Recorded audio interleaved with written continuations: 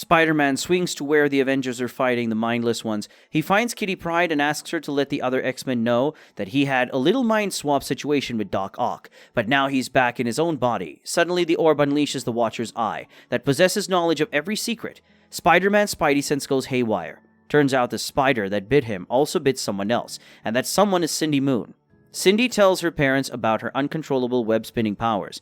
Ezekiel Sims comes forward to offer his assistance. He takes Cindy away and locks her up in a room to hide her from Morlun. Spider-Man looks around and realizes that everyone has been affected. Without wasting a moment, he swings away to track down Cindy. Peter heads over to Ezekiel's old building, where he was offered a room to hide from Morlun.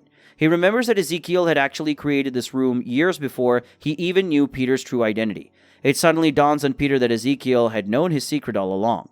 Filled with anger and frustration, Peter forcefully breaks down the door, shouting, "Liar!"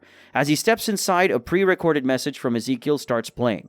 The message reveals that if Peter is hearing it, it means he entered without Ezekiel and discloses the existence of another individual like him, another spider.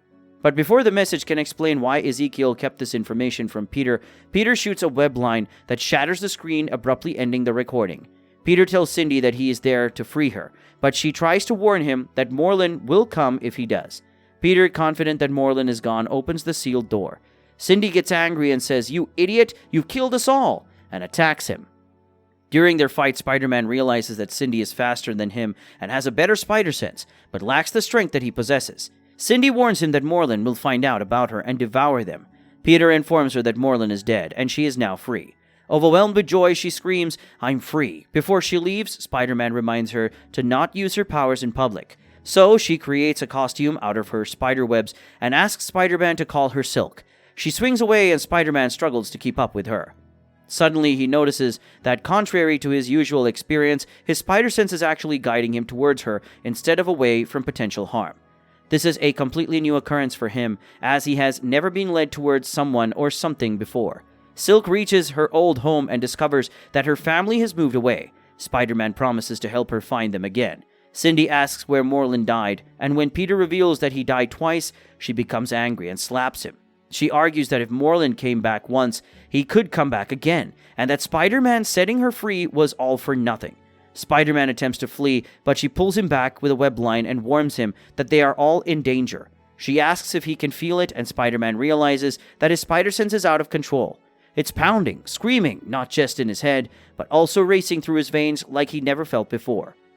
In a surprising move, Silk gently lifts Spider-Man's mask, and they kiss. Peter and Cindy were given in to their primal connection.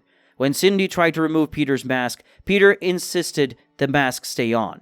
He was taken aback when Cindy revealed that she knew his secret identity. This revelation gave him the much-needed mental cold shower to stop their intimate moment. He quickly gets dressed and urges her to not say his name too loudly, and that they're not doing anything now.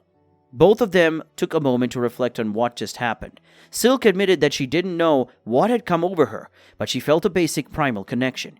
Could it be because they were both bitten by the same spider?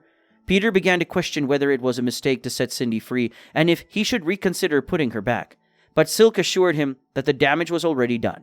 She eagerly expressed her desire to explore the world she had missed for nearly half of her life, firmly stating that she would not go back. She even confessed that Peter was the first person she kissed in 10 years. Anna Maria returns to the apartment only to discover that Peter is currently engaged in a passionate makeout session with Silk on the ceiling. Silk confronts Anna Maria and firmly tells her to back off, asserting that Peter is now hers. However, she later apologizes, admitting that she didn't know what came over her. Silk then proceeds to explain to Anna Maria about their spider sides, hoping to make her understand. In the midst of the conversation, Anna Maria tells Peter that Sajani is missing, and he needs to make an urgent announcement on behalf of Parker Industries. Don't forget to like this video and subscribe to the channel.